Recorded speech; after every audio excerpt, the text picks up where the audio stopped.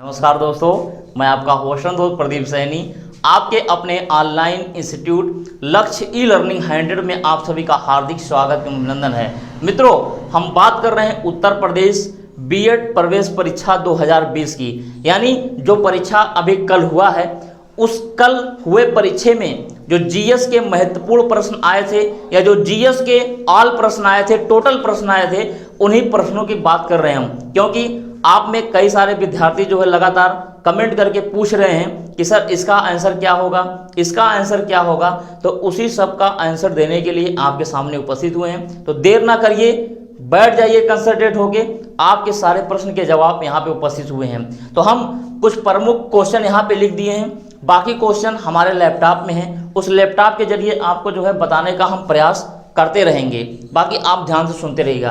पहला क्वेश्चन मित्रों जो लिखा गया है जीएस का, एक था संविधान से क्वेश्चन आया हुआ था। इसमें पूछा था मौलिक अधिकार किस अनुच्छेद में है। तो मित्रों मौलिक अधिकार जो है 12 से 35 अनुच्छेद में है, यानी अनुच्छेद नंबर 12 से लेके अनुच्छेद 35 तक इसमें मौलिक अधिकार की बात की जाती है। अगर इसमें पूछ लिया होता है बढ़ के आगे एक पॉइंट और किस भाग में है, तो आप बता देते कि भाग 3 में है। कितने में है?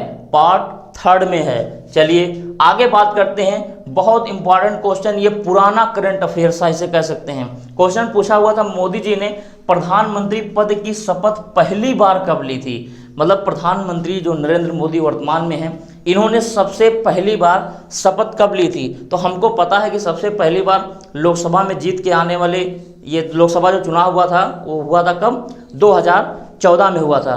तो वो जो डेट है मित्रों, वो डेट हम लिख के बता रहे हैं यहाँ पे 26 मई 2014।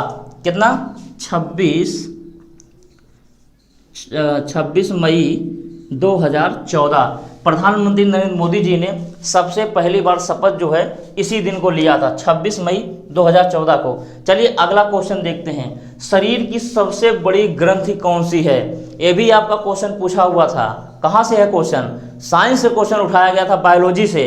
तो ये सबसे शरीर की जो सबसे बड़ी ग्रंथि है वो आपका यकृत है। कौन सा है? यकृत है। चलिए नेक्स्ट पॉइंट की हम बात करते हैं। लिखा डोगरी किस राज्य की भाषा है। भाषा से भी क्वेश्चन आते हैं। अब आप समझ गए होंगे कि क्वेश्चन किस किस तरीके से उत्तर प्रदेश बीएड प्रवेश परीक्षा में आया हुआ था।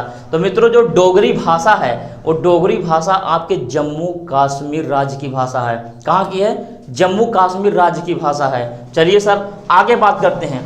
अब देखते हैं अगला क्वेश्चन। सबसे लंबा समुद्र तट, मैं पढ़ाया था आपको ना, ज्योग्राफी में कई बार हमने आपको पढ़ाया है। बताते हैं कि तटवर्ती राज्य पूछता है कितने हैं, या पूछ लेता है कि पश्चिमी तट पे सबसे बड़ा राज्य कौन तट से बिलोंग करता है, या पूर्वी तट पे सबसे बड़ा एरिया कौन है। तो मित्रों ये जो पूछा हुआ था सबसे लंबा समुद्री तट, केवल सिंपल क्वेश्चन किया हुआ था, ना तो पूर्वी घाट की बात किया था ना पश्चिमी घाट की बात किया था। तो सबसे लंबा जो समुद्री तट है वो आपका गुजरात आता है, और उसके बाद अगर पूछे तो दूसरे नंबर पे आपका आंध्र प्रदेश आता है। कौन आता है? आंध्र प्रदेश आता है। चलिए आगे बात करते हैं। अगला क्वेश्चन देख रहे हैं, कांग्रेस का विभाजन कब हुआ था। ये नहीं पूछा था नरम दल की गरम दल, केवल पूछा था कांग्रेस का विभाजन कब हुआ था। तो कांग्रेस का विभाजन जो हुआ था मित्रों वो 1907 में हुआ था। कब हुआ था? 1907 में हुआ था। तो आपने इस 6 क्वेश्चन को देखा। बाकी क्वेश्चन हम बोलेंगे एक एक करके, आप बहुत ध्यान से सुनते रहिएगा। हमारे सामने लैपटॉप रखा हुआ है, उस लैपटॉप में हमने क्वेश्चन को रखा हुआ है। और ये क्वेश्चन कहाँ से मिले हैं? आप लोगों से पूछ कर मिले हैं। कई सारे ऐसे विद्यार्थी कॉल करके बताया कि सर ये क्वेश्चन आया हुआ था, देखिए क्या है, पेपर तो मिला नहीं।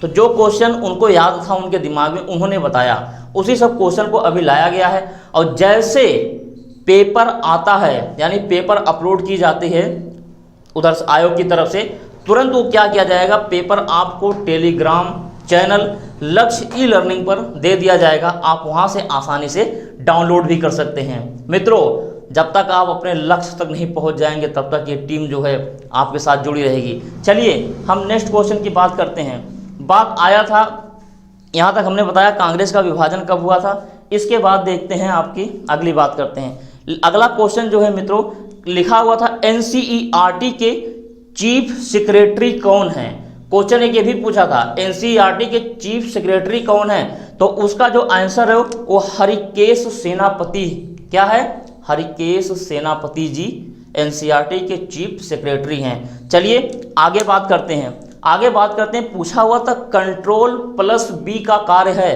कंप्यूटर चलाते हैं ना, लैपटॉप चलाते हैं ना, Ctrl+C दबा के हम लोग क्या करते हैं, कॉपी करते हैं, लेकिन जब उसी को कॉपी किए हुए चीज को दूसरे स्थान पर ले जाया जाता है तो उसे हम पेस्ट कहते हैं। तो कंट्रोल के साथ जो बी बैन वाला है ना, Ctrl+B, जब इसको दबाएंगे तो आपका क्या हो जाएगा, पेस्ट हो जाएगा, मतलब जो आप कॉपी करते हैं वो चीज वहां पे पेस्ट हो जाएगी। समझ में आ गई। सोचिए कंप्यूटर से भी क्वेश्चन पूछा गया था। चलिए आगे बताते हैं आपको।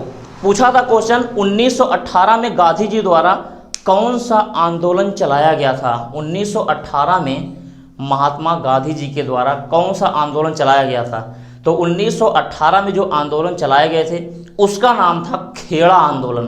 कौन सा आंदोलन, खेड़ा आंदोलन। अगर अच्छा लग रहा हो तो एक बार सेशन को शेयर कर दीजिए जिससे ज़रूरतमंदों तक पहुंच जाए। और जो भी मित्र अभी तक चैनल को सब्सक्राइब नहीं किए, चैनल को सब्सक्राइब करें, बेल आइकन को प्रेस करें और अधिक से अधिक अपने मित्रों को शेयर करते रहें। चलिए आगे पूछता है, क्वेश्चन पूछा था सर्व शिक्षा अभियान कब प्रारंभ किया गया था। क्वेश्चन यहाँ से पूछा था सर्व शिक्षा अभियान कब प्रारंभ किया गया था। तो मित्रों सर्व शिक्षा अभियान जो प्रारंभ किया गया था वो सन 2000 में प्रारंभ किया गया था और इसके प्रारंभ करने की जो तारीख लगातार चल रही थी वो सन 2000 से लेकर सन 2001 तक चल रहा था। क्लियर। चलिए आगे बात करते हैं। अगला एक बुक का नाम पूछा था, लिखा था माई कंट्री माई लाइफ के लेखक कौन है। माई कंट्री माई लाइफ जो है एक पुस्तक का नाम है, इसके लेखक का नाम पूछा हुआ था। तो इसके लेखक जो है लाल कृष्ण आडवाणी जी थे। कौन, लाल कृष्ण आडवाणी जी हैं। चलिए आगे बात करते हैं। अगला क्वेश्चन जो था मित्रों वो पूछा था एक मार्ग किससे संबंधित है। आपको पता होगा कि तकमील सर साइंस के आपको कई वीडियो दिए थे बीएड एंट्रेंस का, मैं व्यस्तता के कारण आपको वीडियो नहीं बना के दे पाया था, लेकिन वो एक मार्ग से क्वेश्चन पूछ लिया था। तो एक मार्ग मित्रों जो है वो खाद्य पदार्थों की गुणवत्ता से नापी जाती है, उसी पे जो है एक मार्ग लगाया जाता है। अगला बात करते हैं first women DGP in India, मतलब फर्स्ट लेडीज जीडीपी मैंने बोल दिया, डीजीपी कौन थी। तो मित्रों इनका नाम है कंचन चौधरी भट्टाचार्य जी थी। चलिए आगे बात करते हैं। अगला क्वेश्चन है भारतीय थल सेना के अध्यक्ष कौन हैं। तो भारतीय थल सेना के जो अध्यक्ष हैं वो मनोज मुकुंद नरवणे बोलते हैं उसे, या मनोज मुकुंद आप याद करके ऐसे कर सकते हैं। ठीक है मित्रों। लेकिन कई भी साथी हमारे ऐसा कंफ्यूज होते हैं, कहते हैं कि जो है थल सेना के जो प्रमुख अध्यक्ष हैं वो बिपिन रावत जी हैं। नहीं मित्रों, बिपिन रावत जी थे लेकिन वर्तमान में वो सीडीएस हैं। क्लियर, वो सीनियर हो गए हैं। आप बात करते हैं आगे। क्वेश्चन पूछा हुआ था कि नरेगा की स्थापना कब की गई थी। तो मित्रों नरेगा की जो स्थापना की गई थी वो सन 2006 में की गई थी, लेकिन आगे चल के 2009 में उसका नाम बदल के मनरेगा कर दिया गया था। क्या कर दिया गया था, मनरेगा कर दिया गया था। चलिए अगला क्वेश्चन पूछा था राष्ट्रपति को राष्ट्रपति पद की शपथ कौन दिलाता है।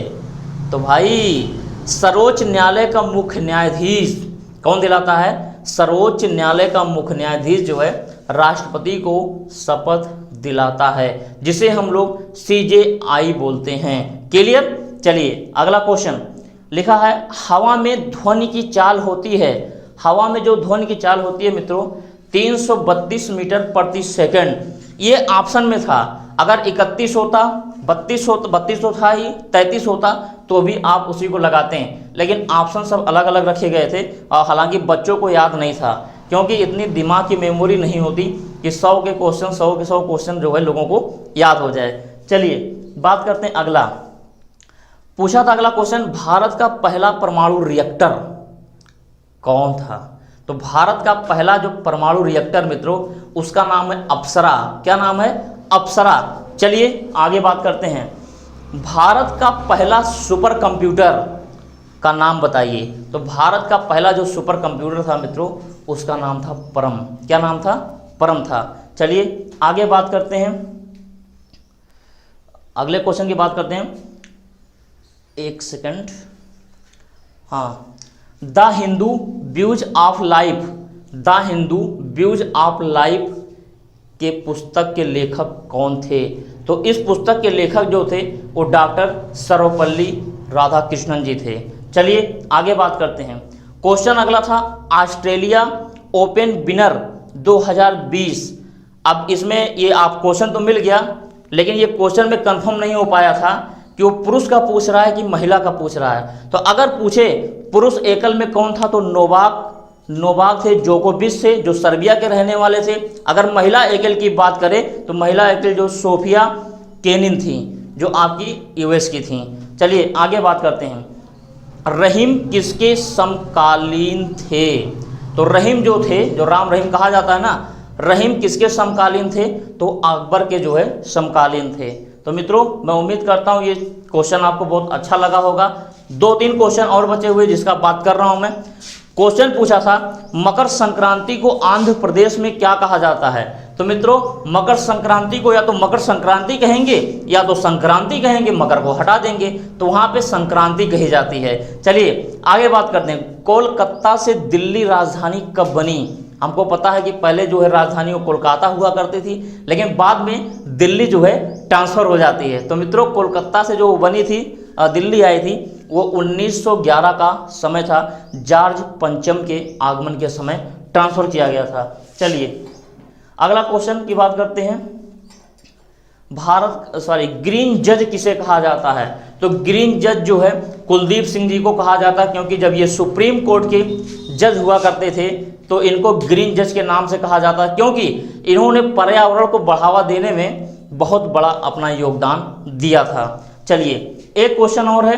लोकसभा की पहली महिला स्पीकर, लोकसभा की पहली महिला स्पीकर वो मीरा कुमारी जी थी। कौन थी? मीरा कुमारी जी थी। तो मित्रों मैं उम्मीद करता हूं इतना आपको समझ में आ गया होगा। 2-4 क्वेश्चन और बचे हुए, सुन लीजिए पूरा क्वेश्चन है। फिरोज शाह कोटला स्टेडियम का नाम क्या है? तो फिरोज शाह कोटला का स्टेडियम का नाम जो है चेंज कर दिया गया, आपको पता होगा। उसका नाम क्या रखा गया? अरुण जेटली स्टेडियम रख दिया गया है, अरुण जेटली के नाम पर। अगला क्वेश्चन है टोबा टेक सिंह किसकी पुस्तक है? तो टोबा टेक सिंह जो पुस्तक का नाम है वो सादत हसन मंटो की लघु कथा है। अगली बात करते हैं। पौंडचेरी किसकी एक बस्ती थी? बस्ती का मतलब आपको पता है ना कि पुर्तगाली आए, फ्रांस आए, है ना, यूरोपियों में, तो वो जो थी वो फ्रांसीसियों की बस्ती थी। चलिए आगे बात करते हैं। रेड क्रॉस की स्थापना किसने की थी? तो रेड क्रॉस की जो स्थापना की थी वो किए थे हेनरी ड्यूनेंट 1863 में। इसका मुख्यालय स्विट्जरलैंड में है। एक क्वेश्चन और जो बचता है वो क्वेश्चन था संविधान की स्थापना कब की गई थी? तो मित्रों संविधान की स्थापना 26 नवंबर 1949 को की गई थी। लेकिन अगर क्वेश्चन पूछा होता कि संविधान कब लागू किया गया था तो संविधान 26 जनवरी 1950 को जो है लागू किया गया था। तो मित्रों मैं उम्मीद करता हूँ ये क्वेश्चन आपको बहुत अच्छा लगा होगा। जितने भी क्वेश्चन थे उस क्वेश्चन को जो है हमने क्या किया, पूरे तरीके से समझाने का आपको प्रयास किया है। बाकी और जैसे क्वेश्चन आते हैं उस क्वेश्चन की वीडियो आप तक जरूर पहुँचती रहेगी। जो भी मित्र अभी तक चैनल को सब्सक्राइब नहीं किए, चैनल को सब्सक्राइब करें, बेल आइकन को प्रेस करें और अधिक से अधिक अपने मित्रों को शेयर भी करें। और हाँ, एक महत्वपूर्ण जानकारी, लेखपाल भर्ती परीक्षा को टारगेट करके हमारी टीम चल रही है। लेखपाल के बैच चल रहे हैं। अगर लेखपाल के बैच से आप ज्वाइन होना चाहते हैं तो नीचे जो डिस्क्रिप्शन दी गई है, डिस्क्रिप्शन बॉक्स में कॉन्टैक्ट नंबर है या जो स्क्रॉलिंग में नंबर चल रहे हैं, आप उस पर कॉल करिए, सीधा संपर्क करिए और जुड़ जाइए। इसी के साथ अपनी बाड़ी को हम विराम देते हैं। बहुत बहुत धन्यवाद।